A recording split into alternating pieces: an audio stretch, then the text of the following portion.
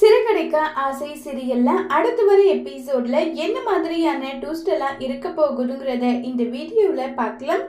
அருண் ரொம்பவே கோபப்பட்டு பேசினதுனால மனசுல ரொம்பவே வருத்தத்தோட இருக்காங்க. யாருன்னு பார்த்தீங்கன்னா நம்ம மீனா தான். மீனா ஒரு பக்கம் ரொம்பவே வருத்தத்துல இருக்காங்க. அப்ப சீதா, உனக்காக மட்டும்தான் அருணை சும்மா விட்டுட்டு போறேன். எவ்வளோ தைரியம் இருந்தா என் அப்பாவை பத்தி இவன் தப்பா பேசுவான். இவனை நான் சும்மாவே விட மாட்டேன். இவனுக்கு எவ்வளோ தைரியம் இருக்கணும்னு நல்லா சொல்லிட்டு ரொம்பவே கோபப்படுறாங்க. மாமா, அவர் பேசினது ரொம்ப பெரிய தப்பு தான் மாமா. அவர் அவராகவே இல்லை. எப்போ அத்தை இறந்து போனாங்களோ அப்பத்துல இருந்து அவர் அவராகவே இல்லைன்னு நல்லா சொல்லி ரொம்பவே ஃபீல் பண்ணி பேசிட்டு இருக்காங்க. சீதா, புரியுது சீதா, அவங்களுடைய அம்மா இறந்தது ரொம்ப பெரிய இழப்பு தான். நான் இல்லை நல்லா சொல்லலை. அதுக்காக அவர் இஷ்டத்துக்கு என்னன்னாலும் பேசிட்டு போனாலும் அதை பொறுத்துட்டு இருக்கணும்னு என்ன அவசியம் இருக்கு சொல்லு சீதான்றாங்க. தப்புதான் மாமா, ரொம்ப பெரிய தப்புதான் மாமான்னு சொல்லிட்டு சீதா மன்னிப்பு கேட்குறாங்க. ஏய் சீதா, நீ அருணோட பொண்டாட்டி. அப்படி இருக்கும்போது நீ ஏன் எல்லார்கிட்டையும் மன்னிப்பு கேட்கணும்? உனக்கு என்ன அவசியம் இருக்குன்னு சொல்றாங்க. ஏங்க பேசாம கொஞ்ச நேரம் அமைதியே இருங்க, பிரச்சனையை முடிக்கலான்னு சொல்லிட்டு வந்தா நீங்க என்னன்னா இப்படி பண்ணிட்டு இருக்கீங்க. கொஞ்சம் பொறுமையா தான் இருங்களேங்கன்றாங்க. எதுக்காக நான் பொறுமையா இருக்கணும்? என்னாலெல்லாம் பொறுமையெல்லாம் இருக்க முடியாது. நானும் சரி என் அம்மாவும் சரி யாருக்கும் எந்த நம்பிக்கை துரோகமும் பண்ணல. உன்னுடைய மாமா மாதிரி ஒன்றும் குடிச்சிட்டு ஒன்றும் இல்லைன்னு நல்லா சொல்லிட்டு பேசிட்டு இருக்காங்க. மீனாவுக்கு பயங்கர கோபம் வருது. இப்ப வரைக்கும் நான் பொறுமையா இருக்கிறதுக்கு காரணம் சீதாவால மட்டும்தான். அதுக்காக உங்க இஷ்டத்துக்கு வாய்க்கு வந்தபடி என்னன்னாலும் பேசலான்றதெல்லாம் ஒன்றும் அர்த்தம் கிடையாது. உங்க இஷ்டத்துக்கு என் புருஷனை எப்படி எல்லாம் பேசிட்டு இருக்கீங்க, அது எல்லாம் பொறுத்துட்டு இருக்கணும்னு எனக்கு அவசியம் கிடையாது நல்லா சொல்லிட்டு கோபப்பட்டுட்டு இருக்காங்க.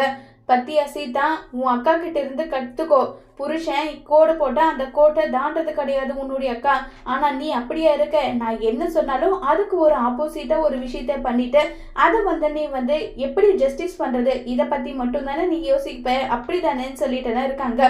உடனே சீதா கேக்குறாங்க, என்னங்க ஏங்க இப்படி எல்லாம் பேசிட்டு இருக்கீங்க? உங்க மேலேயே நான் அவ்வளோ உயிரா தான் இருக்கேன். நீங்க மட்டும்தான் உலகம் நல்லா வாழ்ந்துட்டு இருக்கேன். அது எல்லாம் உங்களுக்கு புரியாதான்னு சொல்லி கேட்டுட்டு இருக்காங்க. ஆமா, எனக்கு புரியாதுதான். இப்ப என்ன சொல்ல வர? என்னை விட்டுட்டு போகணும்னு நீ முடிவு பண்றியா?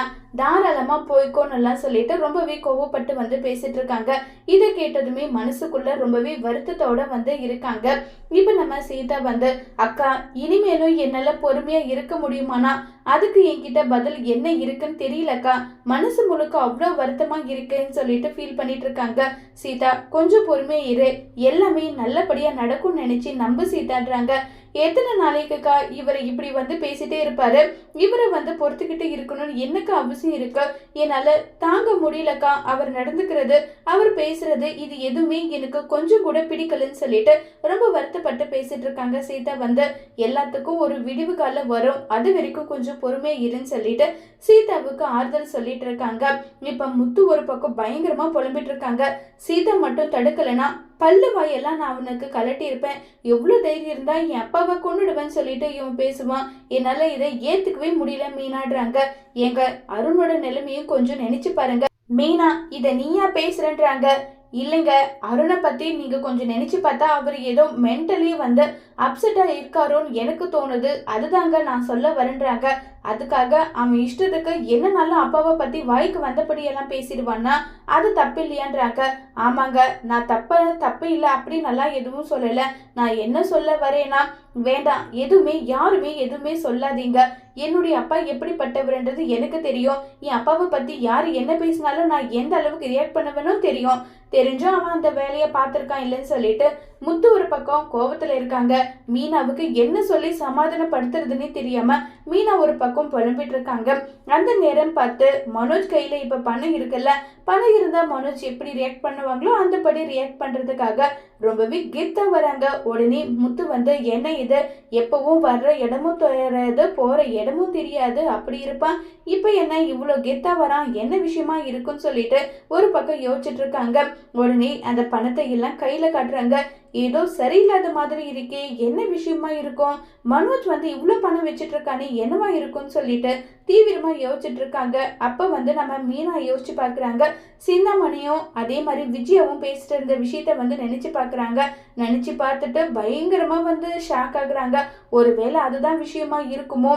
அதனாலதான் இவர் பணம் எல்லாம் வச்சுட்டு இருப்பாங்களோ, சிந்தாமணி இது கடை யார்கிட்டயாவது வாங்கி இதை கொடுத்துருப்பாங்களா, அதுதான் விஷயமா இருக்குமான்னு சொல்லிட்டு எல்லாம் தீவிரமா யோசிச்சுட்டு இருக்காங்க.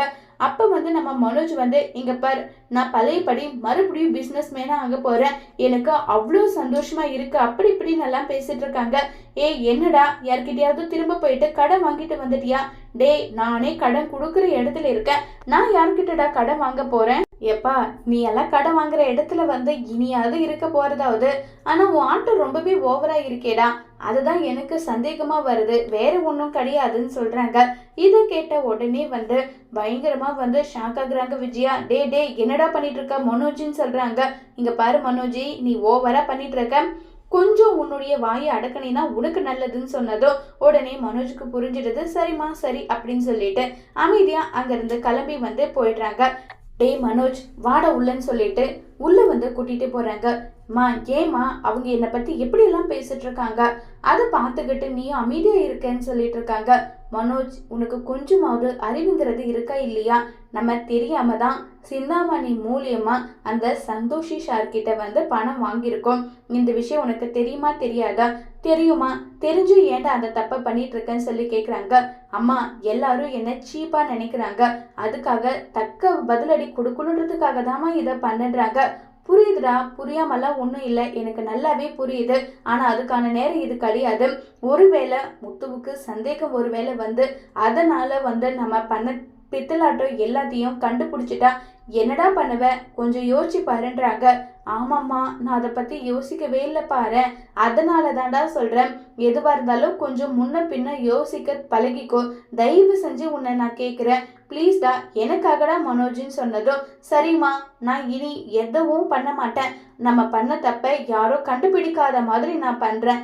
கண்டிப்பா பண்ணுவியா? கண்டிப்பா பண்றேம்மா, தயவு செஞ்சு இனி இதை பத்தி பேச வேண்டாம், விட்டுருங்கன்னு சொன்னதும் சரி சரின்னு சொல்லிட்டு இப்ப பாத்தீங்கன்னா ரொம்பவே வருத்தமா விஜயாவுக்கு ரொம்பவே ஃபீலிங்கா இருக்கு. அவர்கிட்ட நிறைய தப்பு பண்ணியிருக்கேன், இருந்தாலும் இந்த ஒட்டுமொத்தமா பத்திர விஷயத்த மறைக்கிறது மனசுக்கு ஏதோ வருத்தமாவும் இருக்கு, கஷ்டமாவும் இருக்கு. ஆனா என்ன பண்றது ஏது பண்றதுன்னு எனக்கு ஒண்ணுமே புரியலையேன்னு சொல்லிட்டு ஒரு பக்கம் ரொம்பவே ஃபீல் பண்ணிட்டு இருக்காங்க. அப்ப பாத்தீங்கன்னா நம்ம மீனா அத்தை அத்தைன்னு சொல்லி கூப்பிடுறாங்க. ஆனா விஜயா அந்த பத்திர விஷயத்த பத்தியே நினைச்சிட்டு இருக்கிறதுனால விஜயாவுக்கு மீனா கூப்பிடுறது காது கேட்கறது கிடையாது. உடனே அத்தைன்னு சொல்லிட்டு கத்துனதும் என்னடி காது கிட்ட அத்தைன்னு சொல்லிட்டு கத்துற, என்ன என்ன போயிடுச்சு உனக்குன்னு சொல்லி கேட்டதோ, இல்லத்த ரொம்ப நேரமா உங்களை நான் கூப்பிட்டுட்டு இருக்கேன், உங்களுக்கு காதே கேட்கல அதனாலதான்றாங்க. இங்க பார், காதெல்லாம் ஒன்றும் கேட்காமலாம் இல்லை, நல்லா தான் இருக்கேன், என்ன விஷயம் சொல்லுன்றாங்க. இல்லத்த, நீங்க எதையும் யோசிச்சுட்டு இருக்கீங்க, அதுவும் இல்லாம உங்களை நான் சிந்தாமணி கூட பார்த்தேன், எங்கத்த போயிருந்தீங்கன்றாங்க. ஏன் நான் எங்க போறேன் எங்க வரேன்றத உங்ககிட்ட சொல்லிட்டு தான் போகணுமா என்ன? ஏன் நான் சொல்லணுமாடின்றாங்க. இல்லத்த, சிந்தாமணி எப்படிப்பட்டவங்கன்றது உங்களுக்கு நல்லாவே தெரியும், தெரிஞ்சும் நீங்க அவங்க கூட போனது யார் கூட போகணும் யார் கூட போகக்கூடாது, இது எல்லாத்தையும் நான் முடிவு பண்ணிக்கிறேன், புரியுதா? சும்மா தேவையில்லாம ஓவர் திங்கிங் பண்ணிட்டு நீ தான் இந்த வீட்டுக்கு எல்லான்ற மாதிரி எல்லாம் நீ நினைச்சிட்டு பண்ணிட்டு இருந்தீனா உன்னை என்ன பண்ணுவேன்னு எனக்கே தெரியாதுன்னு சொல்லிட்டு கோபமா பேசினதும் விஜயாவோட நடவடிக்கையில நம்ம மீனாவுக்கு பயங்கரமா சந்தேகம் வந்துடுது. என்னன்னு தெரியல, அத்தை ஏதோ பெரிய பிரச்சனையில மாட்ட போறாங்க, அது மட்டும் எனக்கு நல்லா புரியுது. அந்த பிரச்சனையா எப்படியாவது நம்ம சால்வ் பண்ணி ஆகணும், என்ன பண்ணலாம் அப்படின்ற மாதிரி யோசிச்சுட்டு இருக்காங்க மீனா. அப்ப முத்து வராங்க. என்ன மீனா, எதை பத்தி யோசிச்சுட்டு இருக்க? சீதாவோட லைஃப்பை பத்தி யோசிச்சுட்டு இருக்கியா? நான் தான் சொல்லிட்டேன்ல, இந்த பிரச்சனையை எப்படி முடிக்கணுமோ அந்த மாதிரி நான் முடிக்கிறேன்னு நான் சொல்லிட்டேன்ல, அப்புறமும் எதுக்காக நீங்க இப்படி ஃபீல் பண்ணிட்டு இருக்கீங்கன்னு தான் எனக்கு புரியலன்னு சொல்லிட்டு முத்து சொல்றாங்க. நான் சீதாவை பத்தி நினைக்கல, அப்புறம் வேற என்ன, வேற எதை பத்தி நீ நினைச்சிட்டு இருக்கேன்னு சொல்லிட்டு கேக்குறாங்க. நான் அத்தைய பத்தி தான் நினைச்சிட்டு இருக்கேன். என்ன சொல்ற, அத்தைய பத்தியா? என்னாச்சு அம்மாவுக்குன்னு சொல்லி கேக்குறாங்க. அது ஒன்றும் இல்லைங்க, நான் இன்னைக்கு மார்க்கெட்டுக்கு பூ வாங்கலான்னு சொல்லிட்டு போனேன், அப்ப என்ன நடந்தது தெரியுமான்னு சொல்லிட்டு எல்லா விஷயத்தையும் சொல்றாங்க. அங்க தானே அந்த சந்தோஷி சாரோட ஆபீஸ் இருக்கு. என்னங்க சொல்றீங்க? ஆமா மீனா, அங்கதான் இருக்கு. ஒரு முறை அப்பதான் காட்டினாரு, இதுதான் அங்க, நான் அங்கதான் போயிட்டு இருந்தேன்னு சொல்லிட்டு. என்ன இது அப்படின்னா திரும்ப சந்தோஷி சார் கிட்ட இது கடை இது என்ன மாதிரி ஏதாவது வாங்கியிருப்பாங்களா? எனக்கு ரொம்பவே பயமா இருக்கு, மனசுக்கு ஏதோ தப்பா புரியுற மாதிரி தோணுது. எல்லாம் எனக்கும் தான் புரியுது மீனா, இப்ப அம்மா கிட்ட கேட்டா அதுக்கு என்ன பதில் வரும்னு உனக்கே நல்லா தெரியும்ல, தெரிஞ்சும் நம்ம ஏன் அதை பத்தி கேட்கணும், விட்டுன்றாங்க. அதுவும் எனக்கு புரியுதுதாங்க. இருந்தாலும் மனசுக்கு ஒரு மாதிரி இருக்கு. இங்க பாரு மீனா, நடக்கிறது நடக்கட்டும். என்ன நடக்கணும்னு இருக்கோ அது நடந்தாதான் எது ஒண்ணுமே மூவ் ஆகும். பார்த்துக்கலாம் விடுன்னு சொன்னதும் சரின்னு சொல்லிட்டு மீனாவும் அங்கிருந்து கிளம்பி போயிடுறாங்க. அடுத்த ட்ராக்கை சந்தோஷி நேரா விஜயாவை மீட் பண்றாங்க. மேடம், நீங்க எப்படி எல்லாம் பிளான் போட்டோமோ அதேபடி எல்லா விஷயமும் நடந்துருச்சு. இப்ப என்ன மேடம் அடுத்த பிளான்ன்றாங்க. என்ன போய் பிளானு? வீடை நம்ம பேருக்கு மாத்தணும், அதுதான் பிளான்னு சொல்றாங்க. இதை கேட்டதும் பயங்கரமா ஷாக் ஆகுறாங்க. ரொம்பவே ஷாக் ஆகுறாங்க. என்ன மேடம், இப்பவே வீட்டை மாத்துறீங்களா? இதனால தேவையில்லாத பிரச்சனை இது வரப்போகுது. அப்படியெல்லாம் எப்படி வந்துடும் சந்தோஷ்? அதெல்லாம் ஒன்றும் நடக்காது. ஏன்னா விஜயாவுக்கு அந்த வீட்டு பத்திரத்தை எப்படிடா எடுக்கிறது, எப்படி வாங்குறதுன்னு சொல்லிட்டு அவ்வளோ துடிப்பா இருப்பா. அதனால இதை நம்ம பண்ணிட்டா இதனால நமக்கு எந்த பிரச்சனையும் வராது. வீடை எவ்வளவு சீக்கிரம் என் பேருக்கு மாற்ற முடியுமோ அவ்வளோ சீக்கிரம் மாத்தினாதான் இது எல்லாத்துக்குமே ஒரு விடிவு காலம் வரும்னு சொல்லிட்டு சொல்றாங்க. இதை கேட்ட உடனே பயங்கரமா சந்தோஷப்படுறாங்க சந்தோஷி சார். மேடம் பாத்துக்கலாம் மேடம், அவ்வளவுதானே, மாத்திடலாம்னு சொல்லிட்டு மாத்திடுறாங்க. வீடு மாத்திடுறாங்க. வீடு மாத்திட்டு வந்ததுமே அவ்வளோ சந்தோஷப்படுறாங்க. இந்த வீடு மேல எந்த அளவுக்கு கண்ணா இருந்தேன்னு தெரியுமா? இப்பதான் எனக்கு அவ்வளோ சந்தோஷமா இருக்கு. இந்த வீடு தான் என்னுடைய லைஃப் டார்கெட்டாவே இருந்தது. இந்த முத்து மீனா இருக்கிற வரைக்கும் இதை எதுவும் பண்ண முடியாதோன்னு நான் நினைச்சிட்டு இருந்தேன். ஆனா இப்பதான் எனக்கு சந்தோஷமா இருக்குன்னு சொல்லிட்டு பேசிட்டு இருக்காங்க. சின்னமணி கேக்குறாங்க, அடுத்த டார்கெட் என்ன? அது என் வீடு என் பேருக்கு வந்துருச்சுன்னா அடுத்தது அவங்கள வீட்டை விட்டு துரத்தணும், அதுதான் என்னுடைய பிளான்றாங்க. சரிங்க மேடம், அப்படின்னா இப்பவே போயிட்டு அவங்கள வீட்டை விட்டு துரத்திடலாம், அவ்வளோதான். இதுக்கு மேல என்னால அவங்க கூட எல்லாம் நல்லவங்க மாதிரி வேஷம் எல்லாம் போட முடியாது. ரோகிணிக்கு உதவி பண்ற மாதிரி மாஸ்டர்னு சொல்லிட்டு அவகிட்ட உருகிட்டு இருக்க மாதிரி எல்லாம் இதுக்கு மேல என்னால நடிக்க முடியுமான்னு கேட்டா என்னால நடிக்க முடியாது.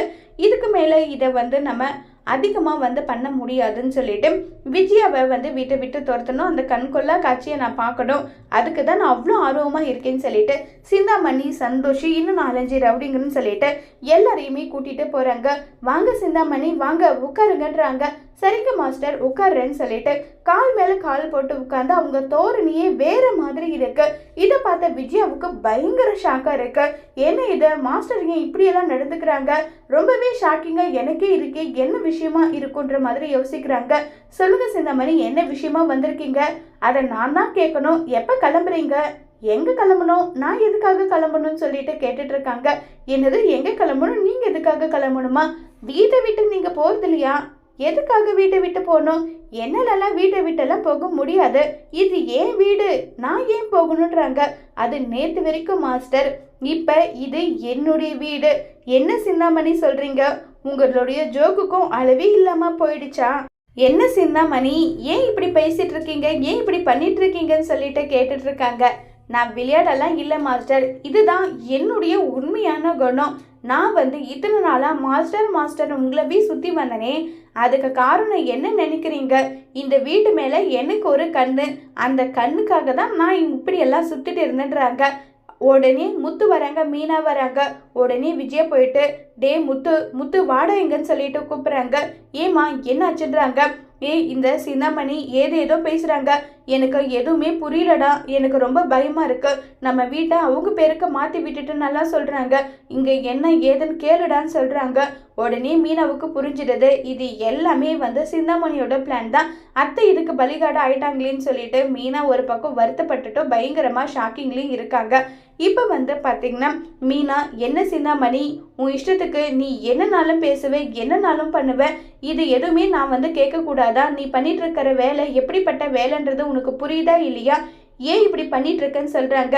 இங்க பார், நீங்க எல்லாரும் எப்ப இந்த வீட்டை விட்டு வெளியே போறீங்க அதை முதல்ல சொல்லுங்கன்னு சொல்றாங்க.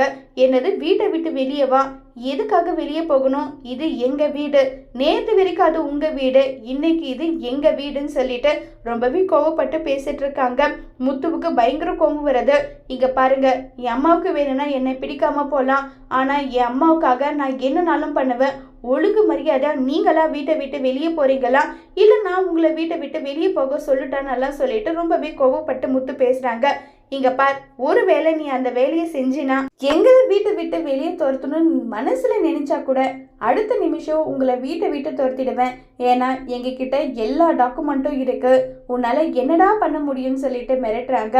உடனே அந்த டாக்குமெண்ட்டை காட்டுறாங்க. டாக்குமெண்ட்டை பார்த்ததுமே முத்துவுக்கு மீனாவுக்கு அங்க அண்ணாமலை இருக்காங்க, என்ன நடக்குதுங்கன்னு சொன்னதும் நடந்த விஷயத்தை எல்லாம் சொல்றாங்க. இங்க பாருங்க, உங்களுடைய மனைவி உங்க மேல அவ்வளோ நம்பிக்கை வச்சிருக்காங்க, நீங்க அவங்க மேல அவ்வளோ உயிரா இருக்கீங்க, அப்படிப்பட்டவ என்ன பண்ணியிருக்கான்னு தெரியுமா உங்களுக்குன்னு சொல்லிட்டு நடந்த விஷயத்தை எல்லாமே சொல்றாங்க. இதை கேட்டதும் விஜயா இப்படி பண்ணிட்டாளான்னு சொல்லிட்டு ரொம்பவே பயங்கரமா ஷாக்கிங்கா இருக்காங்க. உடனே பயங்கரமா ஃபீல் பண்ணி அண்ணாமலை மனசொடைஞ்சு போறாங்க. என்னங்க, நான் பண்ணது தப்பு தான், மன்னிச்சிடுங்க. மனோஜ்காக இதை நான் பண்ணேன், மனோஜ்காக எனக்கு வேற வழி தெரியல, ரோகிணி மனோஜோட லைஃபை விட்டு போகணுன்றதுக்காக தாங்க இதை பண்ணேன், மன்னிச்சிடுங்க. உங்களை கேட்காம செய்யாம பண்ணது ஏன் தப்புதான்றாங்க.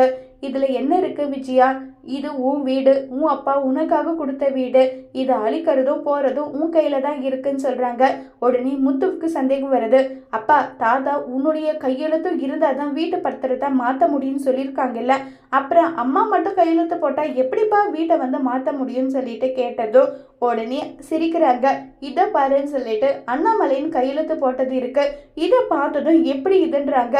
கிரிமினல் மைண்டடா ஒருத்தங்க இருக்கானே, இது எல்லாம் பண்ணது வேற யாரு, மனோஜ் தான் சொன்னதும் உடனே அண்ணாமலை யோசிச்சு பாக்குறாங்க கையெழுத்து போட்ட விஷயத்த. அப்பா, மீனா அப்பவே சொன்னா ஏதோ தப்பா இருக்க மாதிரி இருக்கு, கையெழுத்து போடாதீங்கன்னு சொல்லிட்டு கடைசியில பத்தியப்பா இப்படி ஒரு விஷயம் நடந்துருச்சு. உங்க அழுகச்ச சீனை பார்க்கறதுக்கெல்லாம் எனக்கு நேரம் கொஞ்சம் கூட கிடையாது, ஒழுங்கு மரியாதை நீங்களாவே இப்பவே வீட்டை விட்டு வெளியே போங்க, இல்லைனா உங்க கழுத்தை பிடிச்சி நான் வெளியே தள்ளிடுவேன்னு சொல்லிட்டு ரொம்பவே கோபமா பேசுறாங்க. யாரோட வீட்டை யாருக்கு இது பண்றது, உங்களுக்கு அவ்வளோதான் மரியாதை, ஒழுங்கு மரியாதை நீங்க வெளியே போங்க, யாரு போறது, இப்பவே உங்க பொட்டி படிக்கையில வெளியே தள்ளுறேன்னு சொல்லிட்டு கோபமா எல்லாத்தையுமே தூக்கி போடுறாங்க. போட்டதும் ஒழுங்கா இங்கிருந்து கிளம்பி போங்கன்னு சொன்னதும் விஜயாவுக்கு பயங்கரமா ஃபீலிங்கா இருக்கு. எல்லாருமே மாறி மாறி அழுதுகிட்டே ஃபீல் பண்ணிட்டு அங்கிருந்து கிளம்பி போயிடுறாங்க. கிளம்பி போனதுமே பாத்தீங்கன்னா என்னங்க மன்னிச்சிடுங்கன்னு சொல்லிட்டு பயங்கர வருத்தமா அழுதுட்டு இருக்காங்க விஜயா. ஆனா அண்ணாமலை ஒரு வார்த்தை கூட பேசுறதே கிடையாது. அண்ணாமலை ரொம்பவே சைலண்டாவே இருக்காங்க. சைலண்டா இருந்ததுமே ரொம்பவே வருத்தப்படுறாங்க விஜயா. அம்மா, எதுவா இருந்தாலும் ஒரு முறைக்கு 4 முறை யோசிச்சு எது ஒன்றும் பண்றது தானே, அதை விட்டுட்டு ஏமா இப்படி பண்ற, ஏமா இப்படி பண்ணிட்டேன்றாங்க. எனக்கு வேற எதுவும் தெரியல, மனசு முழுக்க அவ்வளோ கஷ்டம், இனி உன் கூட நான் பேச தயாரா இல்லைன்னு சொல்லிட்டு அண்ணாமலை விஜய் கிட்ட பேச மாட்டேன்னு சொல்லிடுறாங்க. விஜய் இதை நினைச்சு ஃபீல் பண்ணிட்டு இருக்காங்க. அப்ப விஜய் அழுறத பார்க்க முடியாத முத்து இங்க பாருமா, இந்த வீடு உன்னுடைய அடையாளமா, இதை நான் கண்டிப்பா மாற்ற மாட்டேன், நீ எதை பத்தியும் கவலைப்படாம இருன்னு சொல்லிட்டு முத்து சொல்றாங்க. முத்து சொன்னபடியே விஜயாவுக்கு சிந்தாமணி கிட்ட இருந்து அவங்களுடைய வீடை பறிமுதல் பண்ணி கொடுப்பாங்களா இல்லையாங்கிறத வரப்போற எபிசோட்ல வெயிட் பண்ணி பார்க்கலாம். தேங்க்யூ.